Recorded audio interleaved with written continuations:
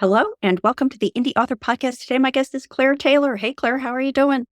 Hi, I'm doing well. Thanks so much for having me on. It is my pleasure to give our listeners and viewers a little bit of background on you. Claire Taylor is a humor and mystery author, an Enneagram consultant for creatives, and the owner of FFS Media. She loves making people laugh and helping authors build a personalized career that is as unique as they are.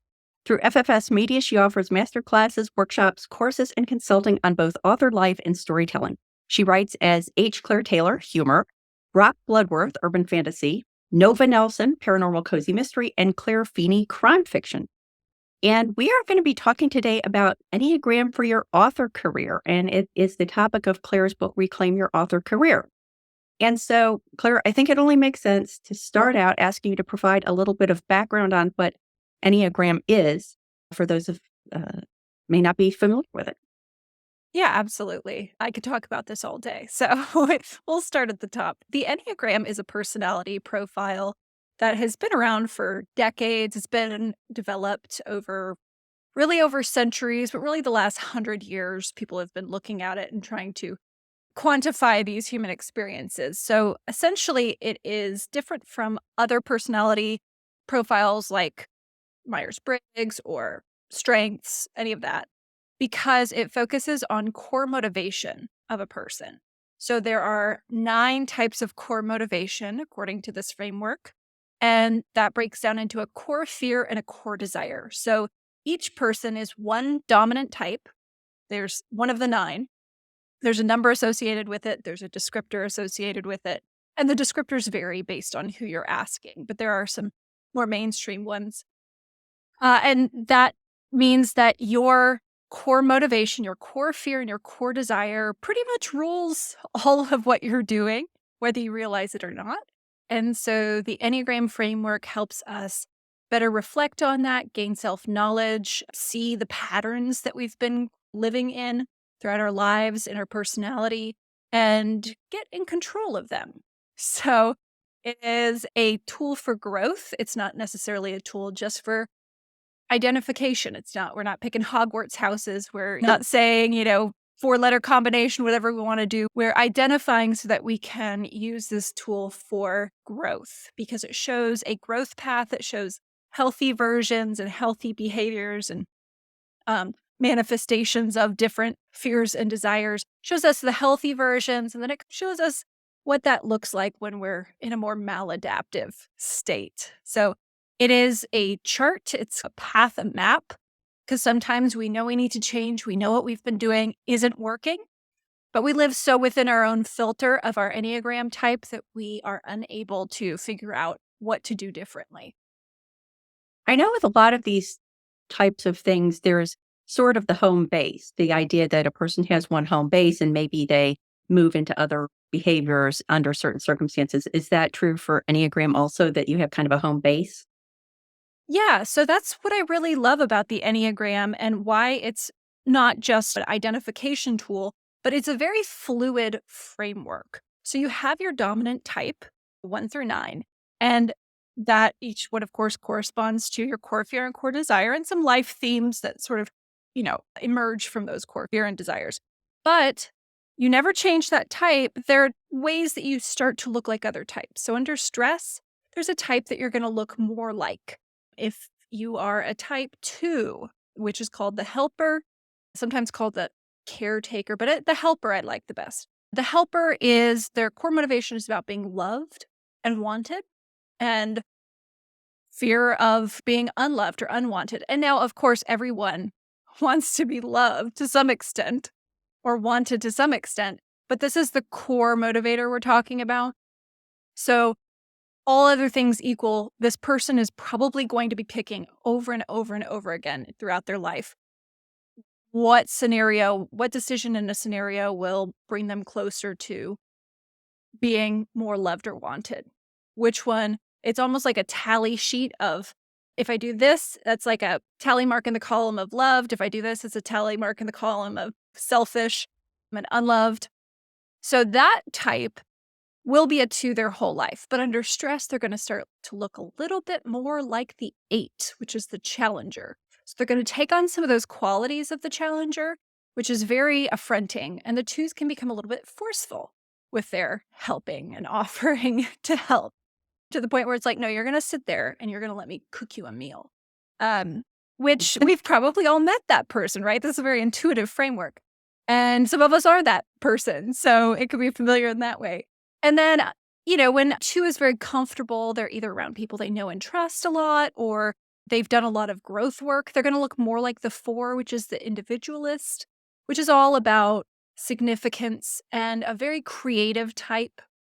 They want to express themselves. So the 2s will be able to stop being so selfless and ignoring their own needs and start to explore themselves a little bit more, which can seem really self-indulgent and selfish to a 2. But once they realize that it's not a bad thing to do like self-exploration, the 2 will start to look more like a 4. So in that way, each type has a lot of places they can move. There are also these things called wings for each type, which is the number on either side of the dominant type. We can take on some of those qualities. Some people can access both wings. Some have access to just one. Some have access to neither. But we can take on some of those as tools to help support our core motivation. So there is just a lot of movement. It's very complicated. There's also these things called instincts, and there's 3 instincts for each type, and there's subtypes. So there's a lot. It can get as complicated as you need it to be to describe a human being. But it can start very simple and still be super effective and useful.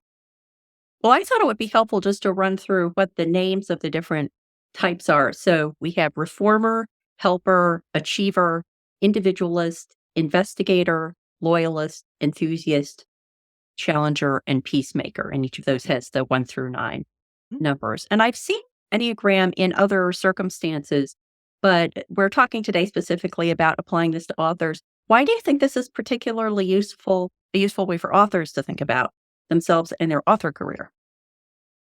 It's really exhausting to be an indie author sometimes. It is a lot of solitude. It's a lot of time to think. And sometimes that can, I've heard, leave people questioning why they're doing this. So knowing your own Enneagram type can help you build a career that's structured around what motivates you, rather than just all the shiny things that, someone on stage might tell you is what you should want and what success looks like. You can define it for yourself, and you can create routines and activities and book series and characters and reader interactions that fill you up and give you the motivation that is actually going to motivate you and move you forward. There were 3 questions that you had proposed that authors ask themselves about their career to have a fulfilling writing career. And I really like those. And I thought it would be helpful to walk through those. The first one being, what do I want my writing to do for me? Can you talk about that a little bit? Yeah, so this is where the motivation comes in. And this is a place where I'll usually direct authors, once they know their Enneagram type, to consider how that interacts with what they want writing to do for them. What could you do with your writing that would give you that thing you are desiring above all else? So if what you're desiring is significance, say you're a type 4, the individualist. Okay, well, how are you going to do that so that you're significant? And how are you kneecapping yourself, by doing the patterns that the 4 sometimes falls into of, it's all about significance, but sometimes that manifests, and by sometimes, a lot of the times with the 4s, that manifests as feeling misunderstood. And then also not wanting to be understood, because if you're understood, maybe you're not that special. So the 4s will sometimes write books that make them feel special because they are either cryptic or way outside a genre, right? So if you say, okay, what do I want my writing to do for me? Is it that you want to make yourself feel special? Is that really what you're after? Or are you subconsciously doing that? Or is there another motivation for your type that may be a more healthy manifestation of it? Like, I want to explore dark emotions, or I want to explore the imperfect and broken part of myself. That's going to really resonate with a 4 for a long time. So if you're writing to that, it's really easy to sit down and do it because you're already motivated to do that. Whereas if a type 4 was just sort of taking on one of these default reasons for writing, like, well, I can make money, which frankly, I have never seen a 4 do. But, it won't motivate as long. It may motivate for a little while. It won't motivate as long. So it's really about separating out why you're doing this, what you want to get from it, and becoming conscious of that, because a lot of the times we approach it unconsciously without thinking too much about it, and then our more maladaptive patterns come out in that way. So that's why I always say, okay, look at your type and figure out what you want your writing to do for you, so that if you never make a dime from it, you're still using your time in a way that is healthy and beneficial. And 4, just as a loop back, is individualist. I'm never going to remember what number is which, but the terminology kind of made sense to me. And I think that's something I'm wondering is that if someone looks through this list, reformer, helper, achiever, individualist, and so on, and there's a word there that speaks to them, and they say, oh, yeah, loyalist, that totally sounds right to me. I think that's me. Should they confirm that against some kind of test or analysis to see if, in fact, their Yes. assumption is correct? Yes, definitely. There are so many great resources to read up on the Enneagram. There are free ones online. For instance, EnneagramInstitute.com has type descriptors. I think it's called EnneagramSpectrum.com has descriptors of each type, really in depth, and they approach them with slightly different language. So I really find it interesting to compare the two different ones and see how they're sort of coming at the same thing from different perspectives. So yeah, read up on your types. You can take tests. So there are a lot of online tests to figure out your Enneagram type. There are a couple paid tests. The Enneagram Institute has a $12 test. The Enneagram Spectrum has, I think, a $15 test. And then there's some free tests. Crystal Knows is one of them. Eclectic Energies is another. And you can take the test, and that is a really good way to find out some of your top scores. But don't trust that the test nails your score, that your top score is definitely your type. Because there are a lot of reasons why people mistype. The most obvious being that it's asking you questions about yourself. And if you're not super self-aware, you may not answer it in the best way, or you may misinterpret it. Some people just struggle to take tests and really understand it. And then there are certain types of Enneagram. You will feel like all of the questions are you. And some that, if you're a 9, a lot of the times 9s have a hard time getting to their type because they see things from every perspective. And so when you see things from every perspective, you can identify with every perspective, and then it's hard to identify your type.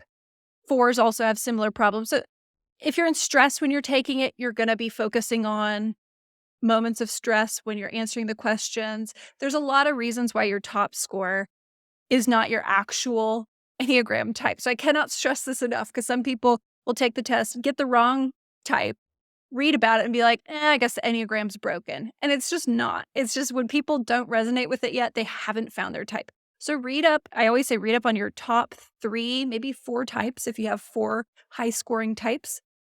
When you find the one that's you, it will probably feel like a kick to the chest. So, because it's going to describe a lot of the problems that you've been having that you thought were just the universe. And it turns out it's a result of your lens on the world and what you've been attracting to you and what you've been paying attention to that makes you make certain decisions. So definitely read up on those to know your type. Don't just go off the descriptors, because sometimes my type is called the perfectionist. And yes, I'm a perfectionist, but I think I would have rejected that years ago because it's a negative name. I like the one that's called the reformer, which is what I go with. But yeah, the loyalist has some weird sort of, weird connotations associated with people. I'm a loyalist. Ugh, that's weird. So a lot of times people don't identify as 6s because they don't want to be branded a loyalist. So there are some issues with the descriptors, but definitely read up on the types. And if someone has taken the test and they've established that they've found one that's their highest score, they get the kick in the chest, how can they use that knowledge of their Enneagram type to help clarify both their goals, but also how to reach them? Well, you want to look at the fear and the desire of your type. So you want to make sure that you've set your goals based on those, because a lot of the times people set goals based on things that they are not motivated enough to accomplish. And not motivated enough, I don't mean lazy, right? I just mean they don't have the motivation that someone else has. They don't have the same motivation that someone else has who has done that. So, for instance, type 3, the achiever, it's in the name, right? The achiever. They are seeking value and worth, and they tend to do that through external accomplishments. So a 3 will sacrifice a lot of things that other types are not willing to sacrifice to achieve that acclaim and to get the praise and to get all the different accomplishments on their resume, to be on stage, to be able to sit up there and talk about, I made 6 figures in 1 year by doing X, Y, and Z, right? If you're a different type looking at that, you may go, well, yeah, I want to make 6 figures. I mean, who doesn't want to make 6 figures off their writing, right? That's great. But you may have to sacrifice things that your type is not comfortable with. So that's what I mean when I say goal setting is very important. So don't set your goals until you know what you're motivated to do, because you'll just pick someone else's goals, right? And our society leans very heavily towards a type 3 Enneagram orientation. So we have this overlay on all of us. So if we don't think about what matters to us, we tend to default to the overlays that are strong on us. That would be a type 3 overlay. A lot of times, one of your parents has a very strong personality, and you may have the overlay of their Enneagram type on you and their motivations and values. So you want to make sure you set the right goals. And then you want to look at your core motivation. So your desire on the one hand and your fear on the other. A lot of the times, our core fears are taking over without us realizing. So for type 1, the reformer, the core fear is being bad or corrupt, and the core desire is to be good.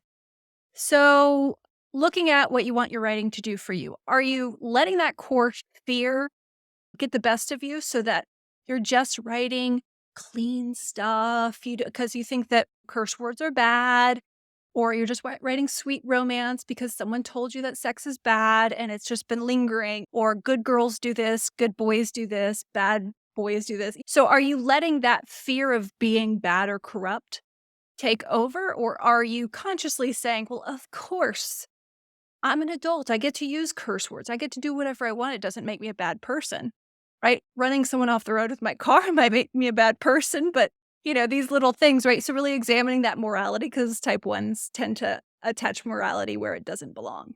So what is my writing doing for me that's moving me towards my core desire in a genuine way, which is to be good or to do good a lot of the times for the 1? Well, what am I writing that, and how am I connecting with my writing so that I understand that I am putting something good and helpful and useful into the world? So then you can go, oh, well, I need to write more honest scenes. I need to write more broken people who are still good, right? I need to let people know and let myself know, really, because right now we're talking about what you want it to do for you. I need to let myself know that it's okay to be imperfect. And that happens a lot when we write characters who are imperfect. We love our characters. We love them. Even if they're broken, even if they do bad things, it hurts us. We go, oh, man, they really screwed up there. But we love them anyway. We know that they're good people, or else we kill them off the page. But then when we realize that, if we're reformers, we can turn that back onto ourselves and say, I guess maybe I'm still a good person, even though I make mistakes. So that's how you connect more deeply with your writing, by becoming aware of how you are using it to fulfill that desire. Well, it's an interesting consideration because in a recent episode, I think it was Roland Denzel and I talked about choosing your community of fellow authors. And we were talking, among other things, about writers groups or online groups, mastermind groups, things like that. And I found that a lot of the groups that are out there available to be joined are rapid release. So there's a large percentage of rapid release authors. And as we're talking, I'm realizing it's because I think that forum lends itself to that. Because if you're the kind of author who sort of goes away and writes a novel over 2 or 3 years, you're probably not interested in hopping on Facebook every couple of days or couple of hours to chat about it. It's a longer process for you. And so that kind of social interaction with your community maybe isn't what you're looking for. And this has come home to me in my own work because I was a member of a lot of these communities and I would hear the advice. And it took me a long time to realize that I'm never going to be a rapid release writer. So hanging out with rapid release writers is fun, but I shouldn't be basing my business plan on what they're doing. Is this in line with what people can learn more quickly using Enneagram? Absolutely. Rapid release is a huge temptation, right? Because you just hear over and over again, if you just write the book and publish, you make money. You do it quick, you make money. And the truth is that that is long gone. The simplicity of that idea, if it ever existed, if it was ever that simple, it is no longer that simple.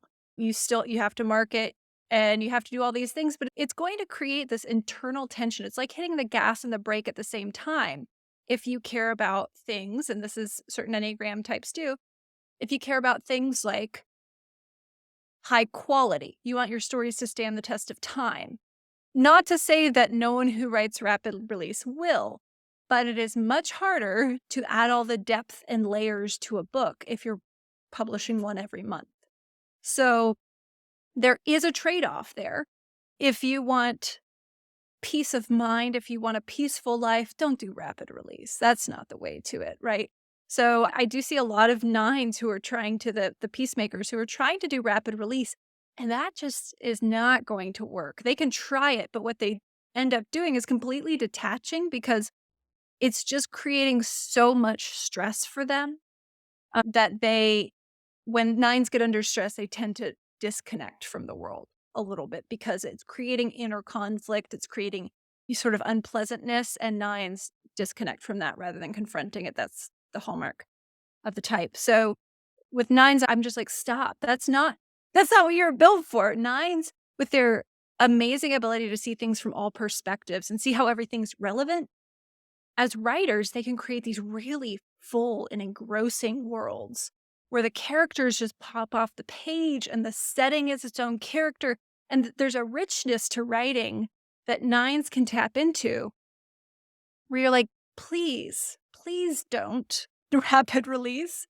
Give yourself the time and space you need to really enjoy this and to create something that your readers are going to wait for it. They will wait. So yeah, there's really like one, maybe two types that I have seen long term be really good with rapid release. The others run up against that tension, that discord inside of them, and they eventually come to a grinding halt or burnout. Yeah, it does speak to the benefit of if you're in a community of people who know their Enneagram type and are willing to share it, then finding your tribe within that, not excluding interactions with others, but understand that the people who share your type are going to be probably have similar approaches to their writing, similar schedules for their publication, things like that. Yeah, certainly. And it helps you filter out advice. Not to say that you should dismiss a person based on their type, but you can understand what filter that information is passing through on its way to you. And so, for instance, if you're talking to a type 6, this is the loyalist, they're very cautious, they're future focused, and they're looking for what might go wrong. So, they're really good if you need to foolproof a plan. But if you're talking about big ideas and you're excited about it, they may seem like they're kind of raining on your parade by pointing out everything that could go wrong. And so you could take that to mean, oh, maybe this is a terrible plan. Or you could take that to mean this person's a type 6 and they care about me. They don't want to see me doing something reckless. So they're helping me. They believe they're helping me with this. And I can take this to be help and I can filter out, okay, that may actually be a legitimate concern. Okay, that is catastrophizing. We're not going to listen to that. Right. So you can use that to better communicate with people and feel like it's not personal. Yeah. I'm going to use this as an opportunity to go to the second question that you recommend people ask, which is, what do I want my writing to do for others? It's an interesting Uh, perspective. we are social creatures. And if we didn't want anyone to read our writing, we would just be journaling. So there is an element of what you're trying to give to the world. There's this philanthropic, this altruism to a writer that makes us think we have something to share that could be helpful or useful or impressive or entertaining, right? So we want to share, but it can help us to remember what we're giving to them so that there is sort of that accountability of, okay, it's not just me shouting into the void. If I wanted to do that, I would get on Twitter, right? If I want to share something genuine, who am I sharing it with and what am I bringing to them? And then you can remembering that will add more value to your stories. It will remind you of your purpose for writing. So it's really bringing that purpose into it because it's not just, hey, here are some words, right? We know it's more than that. It's here's a character you're going to love. Here's a character that might remind you of yourself. Here's a character that might teach you something. And here's a world that you can escape into. So there's a lot of reasons of what we want to give our readers. And remembering that can help us make decisions and what we're going to write next, or how we're going to market, or who we're going to market to. So it's very important, and it's important to keep it separated as much as it actually can be, because it's all kind of one thing, but to keep it separate in our minds so we understand what we're getting out of it and what we're giving from it. Do you think it's problematic when an author of one Enneagram type is writing and imagines their ideal reader as a different Enneagram type? Because I imagine a lot of writers are writing basically for themselves, at least to start. Is it hard to appeal to readers who are of a different type? No, not really, because there are certain qualities of each type that other types are really attracted to, right? We recognize the things we wish we had naturally that we don't have. And so there can be some admiration behind it. You will find that writers who are really leaning into their type are going to have a lot of readers who are also that type because probably the writer is leaning into that type and making their protagonist the same Enneagram type as them, which nothing wrong with that. You've saved yourself a headache. It's very easy to write a protagonist of your own type. So then you're going to attract people who are like, oh, I identify with this character. So you're going to have the readers who come to identify with the characters and with the author. Then you're going to have the readers who are different types. And maybe you are a type 6, the loyalist, and you're living sort of through that world of looking for security and guidance. You're going to be drawn to someone with a whole lot of self-confidence, like an 8, the challenger, who doesn't need anyone to tell him what to do, who's like, I know what to do, and like, God help you if you get in my way. That kind of confidence is going to be really attractive to a 6, or even to a 1 or a 2, which are also these compliant types. They're going to be attracted to more assertive types, like the 3, the 7, and the 8. So you're going to have a lot of different people, and you can write to a different audience. You can say, I'm an 8, I'm a challenger. What writing does for me, it's a place for me to create challenges, insurmountable challenges, and then find a way to overcome them, or really go up against power structures, like create some unfair power structures and go after them. That could be what it does for the author. Now, what it does for the reader is you could say what my books do for them is it shows people how to be courageous. It shows people how to stand up when you need to, and to be selfless and sacrificing to challenge unjust power structures. And now you're doing that for them, but it doesn't mean that all of them will be eights. So the last question that you recommend people answer is, what do I want my money to do for me? And we've talked about this a little bit, but you pose that as an entirely separate question than what do I want my writing to do for me? Can you talk about that a little bit? Yes, that the money is where everyone gets a little bit crazy, right? We all start to fall into that. It's very easy to fall into that trap of more is better. More is always better. Sure, with some caveats of what you have to do to get that money, right? If you are just saying money for money's sake, there are a lot of illegal ways to get money, right? But we don't do it because there's something that it would require of us that we're not ready to do. So it could be a little bit more insidious when we mix something that we're passionate about, writing, with money. It can really muddy the waters there. So getting those two things separate is crucial to making sure that the glitz and glamour and promise of money, which lots of people in this industry will promise you money if you just do what they say, that will continue to be a trap that you fall into and compromise your values if you don't clearly separate it from what you want your writing to do for you. If your writing is not making you the money you want, it's not that you have to change your writing. You can make money somewhere else, or you could just keep writing and maybe it'll hit, you don't have to change it. So I keep money separate also because we spend money based on an emotion, not anything else. We want to say it's other things, but we're really seeking an emotion. So outside of the bills we have to pay, rent, mortgage, all of that, which we all pay, presumably we all pay when we can, it will make us feel different ways paying, depending on our type.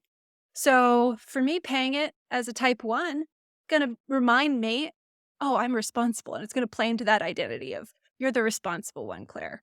For a type 3, the achiever, it's going to play into look how much money you make. Look how much value you have that you can make this money and pay for these things.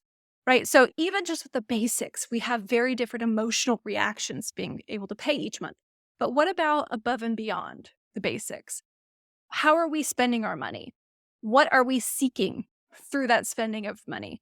And so once we understand that, then we can start to be more conscious of where we put our money and need less money to feel better, just in general. So if you have $20, I give this example, I think in the book, but if you have $20 and you're type 2, the helper, you make $20 on your books, profit, great. You could take that $20 and just chuck it towards a promo, reinvest into the business, which sometimes the reinvestment is just, you might as well light the cash on fire, but reinvest it by putting $20 towards a promo that may or may not move some free copies that may or may not lead to read through. Or you can take that $20 and take a friend out for coffee who's having a hard time, right? She's been struggling. Maybe she just lost her job. Maybe she's having marital problems. And being able to say, hey, let's go get some coffee. Spending that $20 on helping a friend, as if you are the helper, is going to give you so much more emotional fulfillment that now your writing is doing for you what you've wanted it to do, to give you this feeling. And you didn't have to make 20 grand. You didn't have to do anything. If you have 20 grand, and sometimes when we have more money, we spend it less mindfully. But even with just $20, we go to an event, sell a few copies in person, have some cash on hand. What are you going to do with that cash? Well, there's a lot you can do, and it's going to hit more or less towards your core motivation and give you the feeling you're seeking or not. So that's why I separate it out, because once we stop being mindful of where we spend our money, we're very easily convinced to spend it on whoever has the best sales pitch and whichever product seems like it will make us more liked or whatever. So that's not going to make us feel good. We're going to spend it, but that money would be much better spent in another place. Because we say we want this writing, we want writing to be this professional, make us feel good, but really what we're all seeking is just life fulfillment. And we want writing to serve that. We don't want to serve the writing. The last question I wanted to ask is sort of an extension of what we're looking for from our author work, and that is, of the 9 types, so I'm just going to run through them again for people who are still learning this: reformer, helper, achiever, individualist, investigator, loyalist, enthusiast, challenger, and peacemaker. Are there certain types that would lend themselves more to an indie author career versus a traditionally published career? Yes and no. I would say that if you are a type 8, the challenger, whose motivation is basically about being autonomous and not being controlled or harmed by other people, you're naturally very independent, an autonomous person. And you would have a very hard time having publishers tell you how to change your book. Publishers and editors and agents tell you how to change things. You basically would not change things, and that would become a problem. So it's a very natural path for an 8 to be an indie author. 8s love to be leaders, so you can build your team out and you're in charge. And that's a very natural and comfortable position for 8s. As long as you make sure that you have people on your team who are going to challenge you back, because I hate to say this, type 8s, but you don't know everything. You know a lot and you can make it work, but not everything has to be a struggle. You don't have to make everything more complicated. I would say, as far as a type that might shy away from indie publishing, maybe 6s, because they lack this inner authority or they struggle with inner authority. That's the loyalist. That's the loyalists, and it's all about security and support. And so they like to work in teams. They like to be a part of something bigger than themselves. And they like to have people guide them, right? So in a really trailblazing sort of path like indie publishing, it may seem a little scary to the sixes, and they may have trouble sort of making those big decisions, which we have to make all the time. But then again, a six could do it, and they would just need the support of a lot of industry people who are a little farther down the path, because it's a pretty worn path at this point. There are people who have done this, who have been successful, that you can look to as a six. But I would say, if you are a loyalist, really vet the people who you look to for advice, because your sort of pattern is to rush in and then feel betrayed. So we don't want that to happen. And we don't want to trust that just because someone's confident means they're competent. So that would be sort of the warning for the six who is an indie is, yes, absolutely find people to look up to and guide you through this, but just be very careful and vet them hard first before you trust them and then, carry on. Fours are the individualists. That's all about the significance. They like the significance that can come with traditional publishing, right? They're artsy and they've been recognized, and they can say, oh, yes, I have this book that, made the list, which threes also like, but threes really thrive in indie publishing because very strategically minded. They get to a feel of the system. Once threes understand the system and the game that's being played, they know how to get the most out of it. So with indie publishing, you see a lot of threes, a lot of threes rising to the top and quickly. They're also probably one of the only types that can thrive with rapid release. But the fours might like the sort of acclaim of being plucked out of obscurity by traditional publishing, and all their favorite authors were traditionally published. So it puts them in the ranks of that. So it could be a thing for fours, but yeah, I think any type can be an indie author, and they are just each going to have to do it differently and watch out for different pitfalls and pay attention to different opportunities.